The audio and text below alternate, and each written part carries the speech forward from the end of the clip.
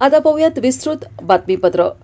कुपवाड शहरात सुसज्ज भाजी मंडई उभारण्यासाठी शासनाकडे 12 कोटी रुपयांचा प्रस्ताव सादर करण्यात येणार आहे। कुपवाड शहरात भाजी मंडई नसल्याने रस्त्यावर भाजी बाजार भरत आहे। महापालिकेने कुपवाड शहरातील मुख्य रस्त्यालगत असलेल्या जागेची खरेदी केली असून ती जागा महापालिकेच्या ताब्यात आली आहे। त्या ठिकाणी भाजी मंडई उभी करणार असून महापालिकेचे आयुक्त सत्यम गांधी तसेच आमदार सुधीरदादा गाडगीळ यांनी जागेची पाहणी केली। त्यांनी भाजी मंडईचा नियोजित आराखड्याची माहिती घेतली। महापालिका प्रशासन 12 कोटी रुपयांचा प्रस्ताव राज्य शासनाकडे सादर करणार आहे।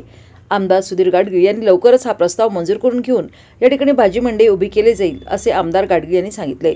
विद्यानगर येथील मल्टी स्पेशालिटी हॉस्पिटलसाठीही वाढीव निधीचा प्रस्ताव पाठवण्यात येणार आहे। हॉस्पिटलच्या बांधकामाचीही पाहणी केली।